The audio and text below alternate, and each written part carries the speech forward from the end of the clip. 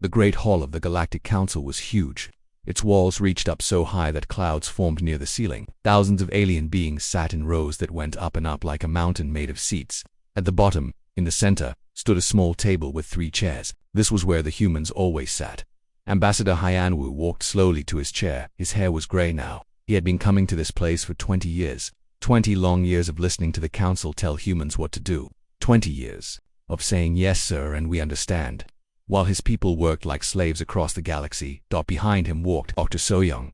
She was the smartest person Hyanwu knew. She carried a small bag that held secrets the council would never expect. Next to her was Captain Taemin, a soldier who had seen too many battles fought for other people's freedom. The council leader, a tall blue alien called Veltar, stood up. His voice was loud and cold. The human delegation will hear the new requirements. Hyanwu sat down. He had heard these words so many times. Always requirements, never requests. Always orders, never questions about what humans needed. The council has decided, Veltar continued. Humans will give 70% of all mining to the council. This is not a choice, this is an order. Around the Great Hall, thousands of alien eyes stared down at the 3 humans. Some looked bored, others looked hungry, like they were watching animals in a cage. None looked like they cared about what humans wanted. Vexinus, a crystal being that looked like living glass, spoke next. The threat to our galaxy is growing. The council needs resources to build defenses. Humans exist to serve the greater good. Hyanwu felt something break inside his chest, not his heart, that had broken years ago. Something deeper, something that had been holding him back from saying what he really thought. Threat? He asked quietly. The hall went silent. Humans were not supposed to ask questions. You speak of a threat, Hyanwu said, standing up slowly. For 20 years you have told us about this threat, but you never tell us what it is. You just take and take and take from my people. Veltar's blue face grew darker.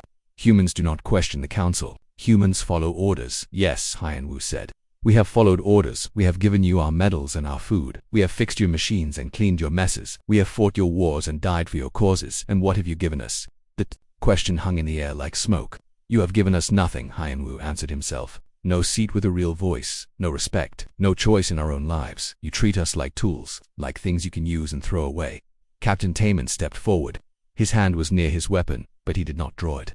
He was ready for trouble, but he was not looking for a fight. Not yet. Dr. So-young opened her bag. She took out a small device that looked like a metal ball. She pressed something on its side, and it began to glow.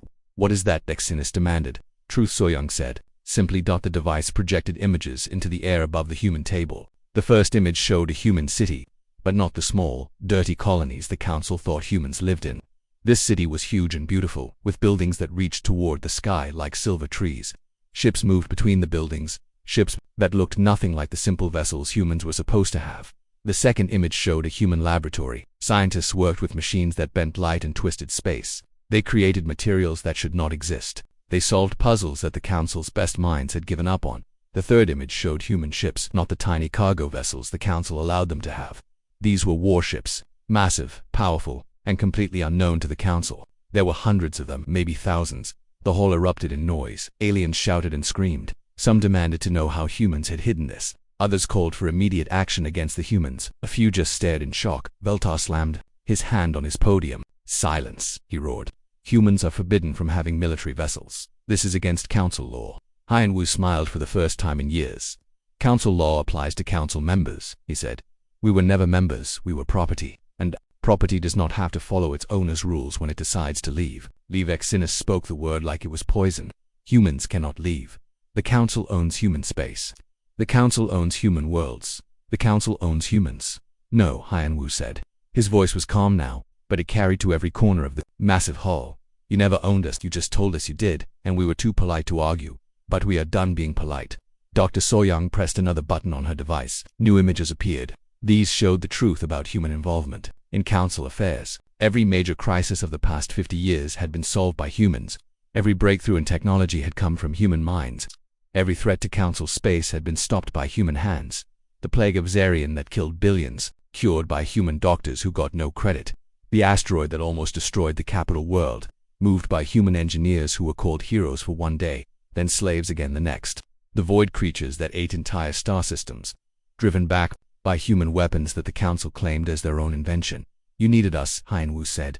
You have always needed us, but you were too proud to admit it. Too proud to treat us as equals. Too proud to share power with the people who saved your lives over and over again. Veltar stood up, his face now bright with anger.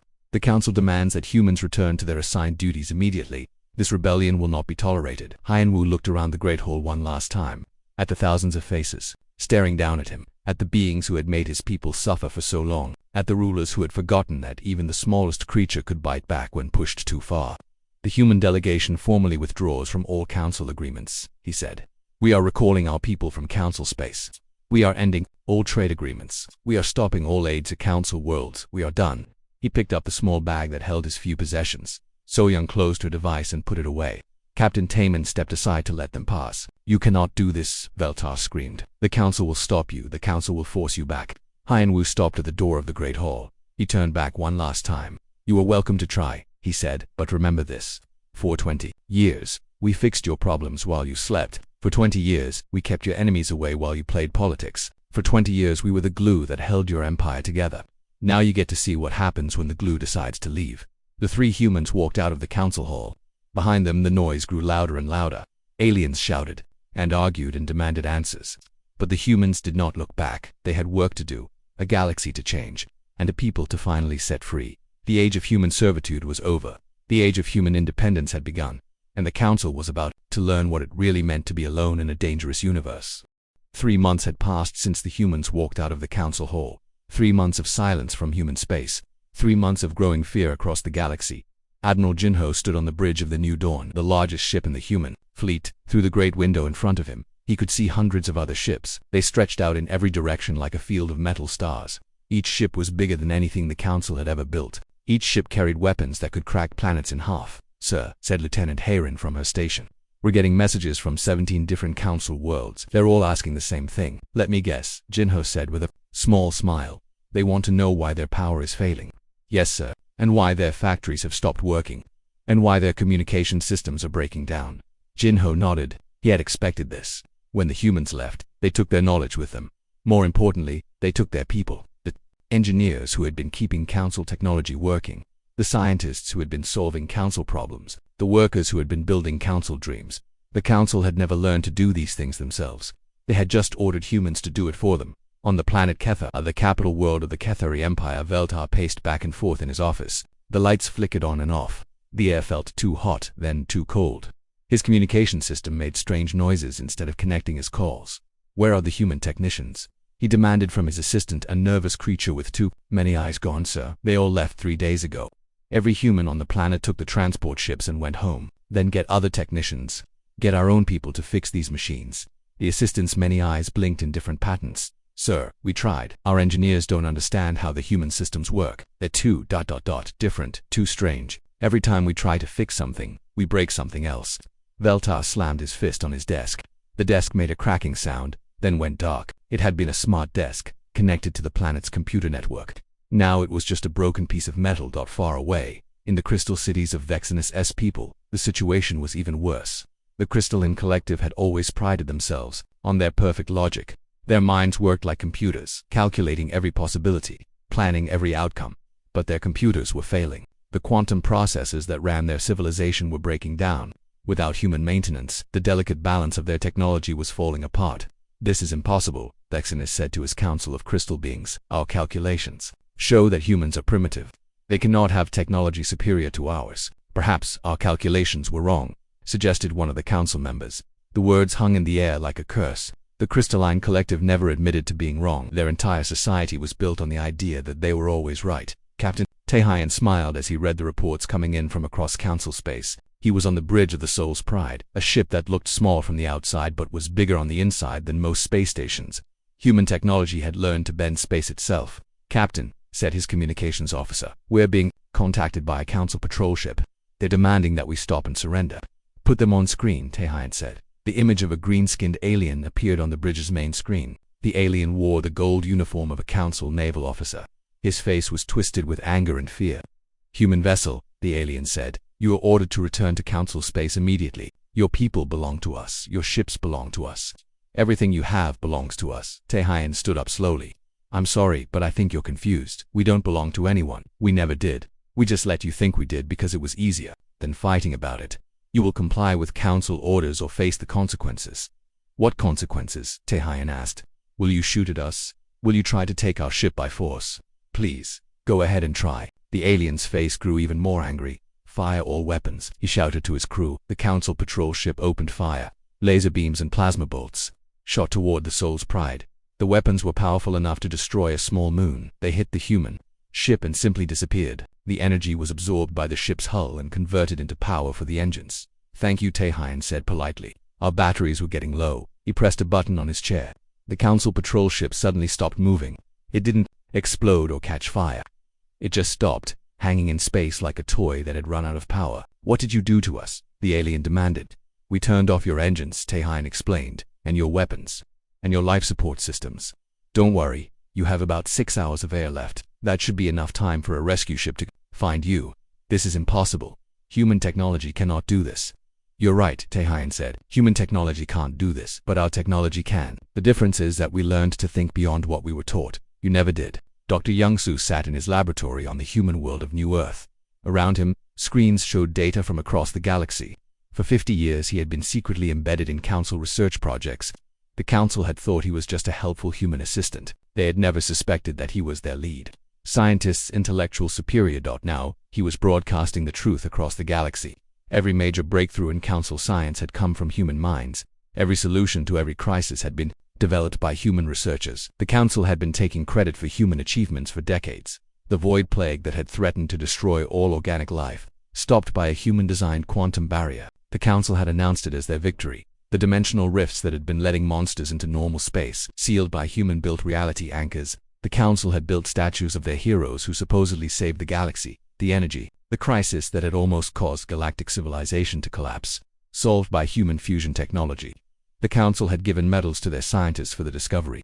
"Attention, people of the galaxy," Young-soo's voice carried across thousands of worlds. "My name is Dr. Young-soo of the Human Federation. For 50 years I have been solving your problems while my people were treated as slaves. Today I want to tell you the truth about who really saved your lives." The broadcast showed evidence, documents with human signatures, video recordings of human scientists making breakthroughs, communication logs showing humans reporting solutions to Council officials who later claimed credit for themselves. On Council worlds, people stopped what they were doing to watch. Some were angry, some were ashamed. Many were simply shocked to learn that the primitive humans had been the real heroes all along. President Yuenji stood before the Human Federation Council on the world of New Seoul. The council chamber was simple but elegant, nothing like the massive intimidating hall where the Galactic Council met. Here, every voice could be heard. Here, every person mattered. "My fellow humans," she said. "Today we begin our new life. We are no longer servants. We are no longer property. We are free." The chamber erupted in cheers. Men and women who had spent their lives bowing to alien masters now stood tall and proud. "But freedom comes with responsibility," Yoonji continued. "The galaxy is learning that they need us more than we need them. They are beginning to panic. Some will try to force us back into slavery. Others will try to bargain with us. All of them will promise us things they never gave us before." "What do we do?" asked one of the council members. Yoonji smiled. "We do what humans have always done. We take care of ourselves first. We build our own future. And we let the galaxy learn what it means to live without us." Across the galaxy, the Council's perfect order was crumbling. Power grids failed. Communication networks broke down. Spaceships stopped working. Entire worlds went dark as the technology that supported them fell apart. And in the silence of space, the human fleet moved toward its destiny. They were no longer the galaxy's servants. They were its teachers, showing everyone what happened when you took the glue out of a broken system. The Council had thought they owned the humans. Now they were learning the truth. They had never owned anything. They had just been borrowing it from people who were too kind to ask for it back. But the borrowing time was over. The humans had taken their toys and gone home, and the galaxy would never be the same. General Dong-hyun stood in the command center of the human military base on New Terra. Giant screens showed him the chaos spreading across Council space. Red lights blinked on world after world, showing systems that had failed completely. "Sir," said Colonel Menesio, walking up with a datapad in her hands. "The latest reports from Council space." Dong-hyun took the pad and read. The news was worse than he had expected. The Cathari Empire had lost power on 12 of their core worlds. The crystalline collective's perfect cities were cracking apart as their maintenance systems failed. Trade routes that had connected the galaxy for 1,000 years were now empty. Space lanes filled with broken ships. "They're asking for help again," Menesio said quietly. "Of course they are." Dong-hyun handed back the pad. "What are they offering this time?" "Full membership in the Council, equal voting rights, shared leadership." Dong-hyun laughed, but there was no humor in it. 6 months ago we were their slaves. Now they want to make us their partners. How generous of them. On the Cathari capital world, Veltas sat in his office without lights. The power had been out for 3 days. His beautiful city, once bright with energy and life, was now dark and cold. Through his window, he could see people walking in the streets carrying torches like primitive cave dwellers. His assistant entered the room, moving carefully in the darkness. "Sir, we've received another message from the Human Federation." "What do they say?" Velta asked, though he already knew the answer. "The same thing they always say. The table is closed." Velta closed his eyes. He remembered the day the humans had walked out of the council chamber. He had been so angry, so sure that they would come crawling back within days. How could primitive beings survive without the council's protection? Now he knew the truth. The humans had never needed protection. They had been the ones doing the protecting. President Yunji walked through the gardens of New Seoul, the capital city of the Human Federation. The city was beautiful in a way that council worlds could never understand. It was built with nature, not against it. Trees grew between the buildings. Rivers flowed through the streets. The air smelled of flowers instead of machine oil. "Madam President," said her advisor, Secretary Wu Jin, catching up to her, "the council is sending another delegation. They want to negotiate." "What are they offering now?" Yunji asked, stopping to smell a rose that grew wild beside the path. "Everything. Full equality. Shared resources. Technology exchange. They're even offering to make a human the next council leader." Yunji picked the rose and held it to her. "Nose, and what do they want in return?" "For us to come back, to fix their problems, to save their civilization." "Tell them no." "But Madam President, they're offering everything we ever asked for." Yunji turned to face her advisor. "Wu Jin, if someone beats you every day for 20 years, then offers to stop beating you if you'll clean their house, would you say yes?" Wu Jin was quiet for a moment. "No, ma'am. The council had 1,000 chances to treat us fairly. They chose to treat us like animals instead. Now they want us to forget that and help them because they're in trouble." She shook her head. "Some mistakes can't be forgiven. Some bridges can't be rebuilt." In the depths of space, Captain Young Ho piloted his scout ship through what used to be the busiest trade route in the galaxy. Now it was empty except for floating wreckage. Ships that had broken down and been abandoned.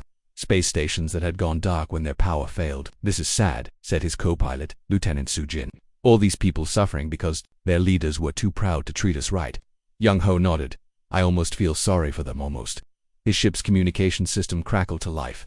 "Human vessel. This is Council Emergency Fleet Command. We need immediate assistance. Our convoy is stranded. Our life support is failing. Please help us." Young Ho looked at the distress signal on his screen. "A council supply convoy, 12 ships full of medicine and food for a world where children were starving." The ships had broken down because their human maintenance crews were gone. "What do we do?" Sujin asked. Young Ho was quiet for a long moment. Then he opened the communication channel.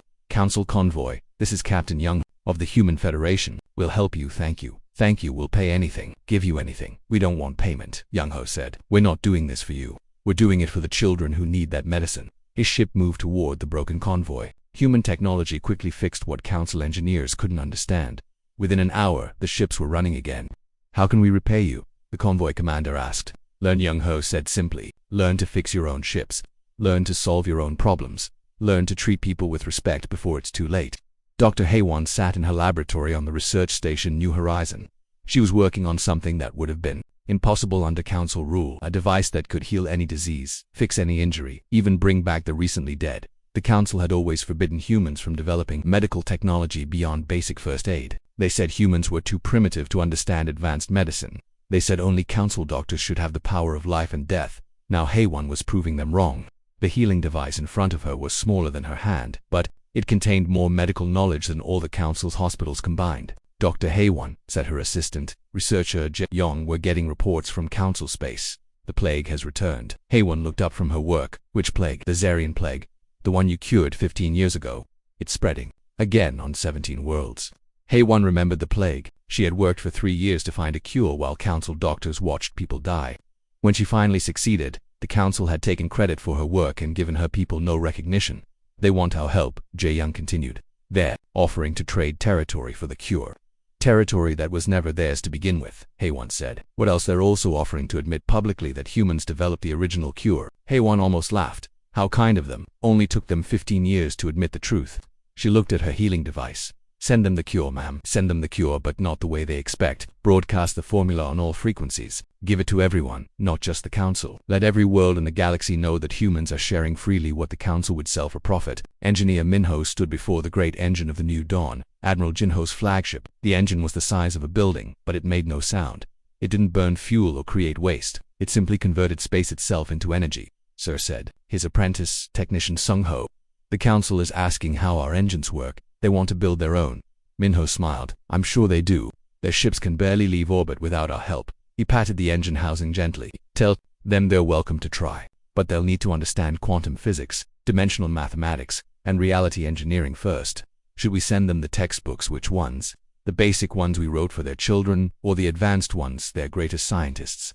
Couldn't understand the basic ones. Send them both. Let them see the difference between what they thought they knew and what knowledge actually looks like. Back on the Cathari capital, Velta received the latest reports from his intelligence agents. What they told him made his blood run cold. The humans hadn't just been hiding advanced technology. They had been advancing far beyond anything the Council had ever dreamed of. While Council scientists struggled with basic energy production, humans had learned to manipulate time itself. While Council doctors could barely treat simple diseases, humans had conquered death. But the most frightening discovery was about human numbers.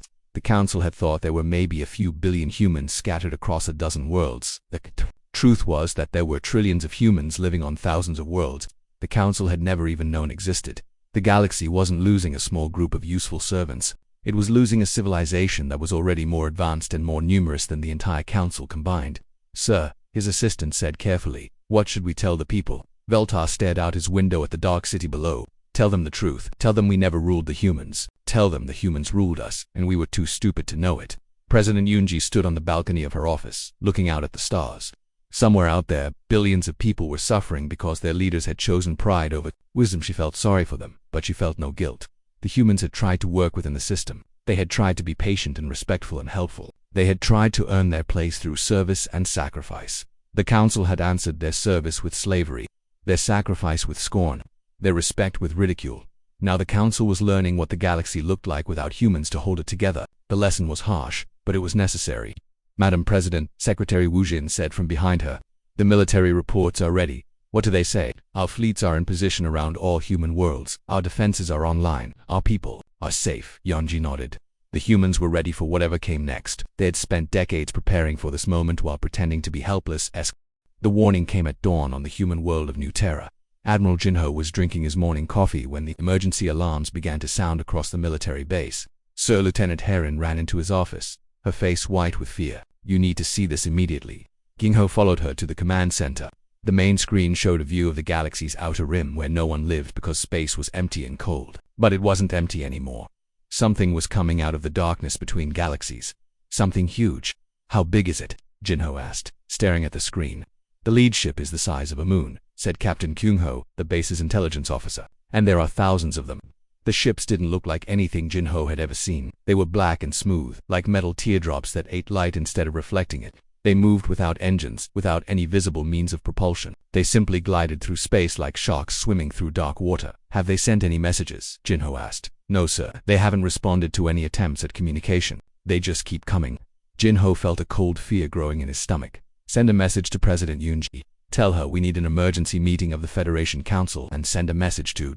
He stopped. He had been about to say send a message to the Galactic Council, but the humans were no longer part of that council. Whatever was coming, they would have to face it alone, or so he thought. An hour later, a desperate transmission reached human space from the Cathari capital. It was Veltar, the blue-skinned alien who had once treated humans like slaves. Now, he looked broken and afraid. Please, he said, his voice shaking. We need your help. The Devourers have come. They're destroying everything. We can't stop them. President Ungji watched the transmission in her office. Around her stood the leaders of the Human Federation. They all looked grim. Devourers, she asked. Strategic analyst Soman stepped forward. She had been studying council records for months, trying to understand why they had always demanded so many resources from humanity. Madam President, I've found the answer. The council has known about this threat for over 100 years. Every demand they made, every resource they took from us, it was all preparation for this war. She activated a holoprojector. Images filled the air above them. Ancient council documents, marked with the highest security codes. They called them the Devourers because that's what they do. They eat entire star systems. They break down planets and stars and use the material to build more ships. How powerful are they? Asked General Dong Hian. According to these files, they're more advanced than anything in our galaxy. Their technology is based on principles we don't understand. They can manipulate matter at the atomic level. They can control gravity and time. President Yunji studied the documents carefully. But if the council knew this was coming, why didn't they tell us? Why didn't they ask for our help directly? Soman's face grew angry. Because they planned to use us as soldiers in their war while keeping us ignorant of what we were fighting for. They would have sent human fleets to die against the Devourer while they stayed safe behind their defenses. And when the war was over, if we won, they would have taken credit for the victory and probably enslaved us even more completely. If we lost, they would have blamed us for the defeat. The room was quiet for a long moment. Finally, Defense Minister Jae-sung spoke up. What do we do now? Before anyone could answer, another alarm sounded. This time it was the direct emergency line from the outer defense stations. Madam President, came the voice of Captain Young-ho. The Devourers have reached the edge of Council space. They're not just attacking military targets, they're consuming entire worlds, planets, moons, everything. It's like they're turning the galaxy into raw material.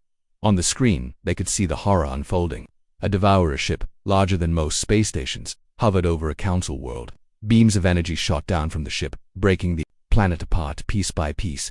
The debris was pulled up into the ship and disappeared. In less than an hour, an entire world with billions of people was gone. Where it had been, there was only empty space.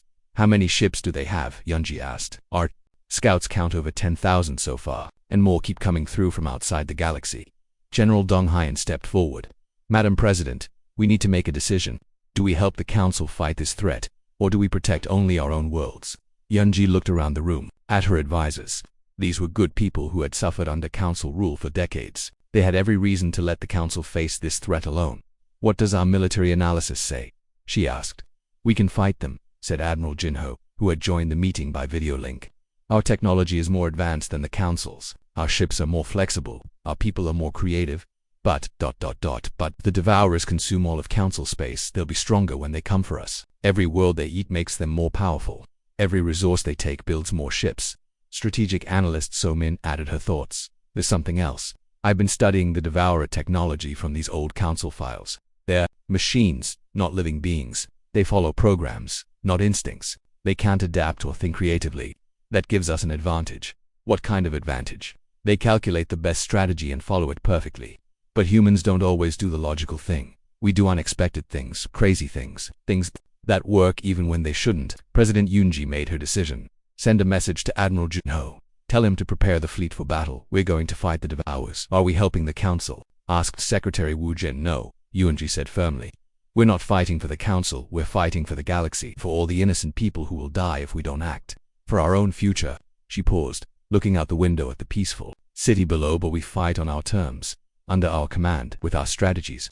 The Council can help us if they want, but they don't get to give us orders. Admiral Jinho received the message as his fleet moved toward the battle zone. The human armada was impressive beyond anything the galaxy had ever seen. Ships that could bend space and time, weapons that could unmake matter itself, defenses that turned enemy attacks into fuel for their own systems. But even with all their advantages, Jinho knew this would be the hardest fight humanity had ever faced. Sir, said Captain Tae-Hyen from the bridge of the Soul's Pride, we're getting messages from Council fleets. They want to coordinate our attack. Tell them they can follow our lead or get out of our way. Jinho replied, we didn't spend decades planning for this war so we could take orders from people who treated us like slaves. As the human fleet approached the battle zone, Jinho could see the Devourers clearly for the first time. They were beautiful in a terrifying way. Perfect killing machines that moved through space like death itself. But Jinho smiled as he watched them. They moved in perfect formation, following precise patterns that could be calculated and predicted. The humans, on the other hand, were about to do something no military academy in the galaxy would approve of. Something chaotic and unpredictable and completely insane. It was going to be interesting. All ships, Jinho said into his communicator. Remember, we're not just fighting for humanity today. We're fighting to show the galaxy what happens when you mess with the wrong species. He looked out at the Devourer fleet, thousands of ships that had never known defeat. Let's teach them about human stubbornness. The greatest battle in galactic history was about to begin, and for the first time, in over a century, the Devourers were about to learn what it meant to face an enemy that didn't follow the rules. Admiral Jinho watched from the bridge of the New Dawn as the human fleet spread out in what looked like complete chaos. Ships moved in random directions, changing course without warning, breaking every rule of space combat that had been written. In the last 1,000 years, the Devourers responded exactly as expected. Their massive ships moved into perfect attack formation, calculating the most efficient way to destroy the scattered human fleet. They think we're confused, said Captain Tae-Hyen with a grin. They think we don't know what we're doing. Good, Jinho replied. Let them think that right up until the moment we destroy them. The first Devourer ship opened fire with weapons that could crack moons. The energy beams shot toward the Soul's Pride, Captain Young-ho's ship. The beams hit the ship directly and passed right through it. The Soul's Pride flickered like a ghost, then became solid again. The Devourer weapons had hit nothing but empty space. Phase shift successful, Young Ho reported cheerfully. They can't hit what isn't there. Across the battlefield, human ships were doing impossible things. The new Terra split into 5 identical copies of itself, each one firing different weapons. The Freedom's Call folded space around itself, appearing behind 3 different Devourer ships at the same time. The Humanity's fist turned inside out, its weapons firing from dimensions the Devourers couldn't even detect. The Devourer's perfect calculations became useless. How do you fight an enemy that can be in 6 places at once? How do you hit a target that doesn't exist in normal space? How do you plan for attacks that come from directions that shouldn't be possible? Dr. Haywan sat in the command center of the medical ship Healing Light. Her job was to keep the human fleet healthy during the battle, but she was also running a secret experiment. Dr. Haywan, said her assistant, we're detecting something strange about the Devourer ships. What kind of strange? They're not just machines. There's something alive inside them, something that's being forced to control the ships against its will. Haywan looked at the readings on her screen. Deep inside each Devourer ship was a living brain, connected to the ship's computer systems. The brain was in constant pain, driven to madness by centuries of forced servitude. They're slaves, she whispered, just like we were. She opened a communication channel to Admiral Jin Ho. Sir, I'm reading organic life signs in the Devourer ships. I think we can free them. Free them how? I can modify our healing technology to break the control systems. Instead of destroying the ships, we can liberate them. Jinho was quiet for a moment. In the middle of the greatest battle in galactic history, with the fate of the entire galaxy at stake, he was being asked to show mercy to the enemy. Do it, he said finally. If there's even a chance those beings can be freed, we have to try. The Healing Light moved through the battle like a ghost, its medical beams reaching out to touch the Devourer ships. Where the beams hit, the ships began to change. Their smooth black surfaces cracked open, revealing the tortured beings inside. And something amazing happened. The freed beings didn't attack the humans. Instead, they turned on their former masters, the Devourer command ships that had enslaved them for so long. Captain J1 commanded the new Soul, a ship equipped with the most advanced weapons in the human fleet. His target was the largest Devourer ship, a massive construct that dwarfed entire star systems. Sir, said his weapons officer, conventional weapons won't work against that thing. It's too big, too well defended. Then we don't use conventional weapons, J1 replied. Prepare the reality cannon. The reality cannon was a weapon that shouldn't exist. It didn't fire energy or matter. It fired pure possibility, changing what was real and what wasn't. J1 aimed at the giant Devourer ship and fired. The massive enemy vessel began to change. Its weapons became flowers, its armor became paper, its engines became butterflies that flew away into space. The ship that had been the terror of the galaxy became a work of art, beautiful and harmless. Target neutralized, the weapons officer reported, trying not to laugh. Move to the next target, J1 ordered. Let's see if we can turn their command ship into a birthday cake. Strategic analyst Somin watched the battle from the tactical center on New Terra. She had been right about the Devourer's weakness. They couldn't adapt to chaos. They couldn't handle creativity. They couldn't fight an enemy that didn't make sense, ma'am, said her assistant. The Devourers are retreating, all of them. The ones we haven't destroyed or converted. They're heading back toward the galactic rim. Somin smiled. They're going home to report that they found something they can't defeat, something that doesn't follow the rules. They understand what happens now. Now we make sure they never come back. Fleet Admiral Sungmin led the pursuit fleet, chasing the retreating Devourers to the edge of the galaxy. But instead of destroying them, she did something they would never expect. She let them go. Sir, asked her second in command. Shouldn't we finish them off? No, Sungmin replied. We let them run home. Let them tell their builders that there's a galaxy full of beings who fight like madmen and win anyway. Let them spread the word that this galaxy is protected by humans, and humans don't fight fair. The surviving Devourers fled into the darkness between galaxies, carrying with them the knowledge that they had found something more dangerous than themselves, something that laughed at impossible odds and turned weapons into flowers. They would never return. President Yunji stood in the council chambers on New Terra, but this wasn't the old Galactic Council. This was something new, something better. The chamber was round, with no high seats or low seats. Every species sat at the same level. Every voice carried the same weight. At the center of the room was a simple table where problems were discussed and solutions were found. The Devourer threat is ended, she announced to the assembled delegates. The galaxy is safe. Velta, the former leader of the Kethari Empire, stood up slowly. He looked older now, humbled by the collapse of his civilization and the salvation that had come from the people he had once enslaved. President Yunji, he said, his voice quiet and respectful. How can we ever repay you? How can we make up for the way we treated your people? Yunji looked around the chamber at the faces of beings from across the galaxy. Some had been enemies, some had been neutral, a few had been friends. You can't, she said simply. Some things can't be repaid. Some wounds can't be healed. but that doesn't mean we can't build something better. She gestured to the chamber around them. This is the new Galactic Assembly. Here every species has a voice. Every world has a vote. Every being has rights that can't be taken away.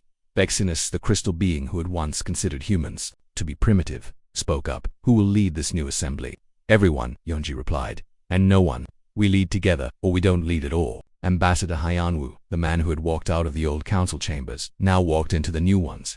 But this time he wasn't alone at a small table. He sat with delegates from every species in the galaxy, all of them equal, all of them free. The human delegation, he said with a smile, would like to propose the first law of the new Galactic Assembly. What law is that? Asked a delegate from the outer worlds. That no being shall be enslaved by another. That no species shall be considered superior to another. That no world shall be forced to serve against its will. The vote was unanimous. Dr. Youngsu stood in his laboratory, working on his latest project. It wasn't a weapon or a tool of war, it was a gift, a device that could teach any species to understand the sciences that humans had mastered. Dr. Youngsu said his assistant, "Why are we sharing our technology? Wouldn't it be safer to keep our advantages?" Youngsu looked up from his work. Safety doesn't come from being stronger than everyone else. It comes from making everyone else stronger too. But what if they use our technology against us? Then we'll invent something better, Youngsu smiled. That's what humans do. We adapt, we improve, we never stop growing. Captain Taehyun piloted his ship through the trade routes that connected the galaxy. But now the routes were different. Instead of council ships enforcing unfair taxes and cruel laws, human ships provided protection and aid to anyone who needed it. Captain said his communications officer, "We're getting a distress call from a council world. They're having trouble with their power grid. Set course to help them," Taehyun ordered, "and contact the local human technical team. Tell them we'll need their best engineers." "Sir, shouldn't we charge them for the help? They never helped us when we needed it." Taehyun thought about that for a moment. "No, we help them because that's who we are. That's who we choose to be." 5 years later, the galaxy was unrecognizable. The old council worlds had rebuilt themselves with human help, but they were different now, better. Their cities were greener, their technology cleaner, their societies more fair. The new worlds that had joined the Galactic Assembly brought their own gifts. Art from the crystal beings, music from the gas cloud dwellers, philosophy from the machine intelligences, stories from the wandering nomads.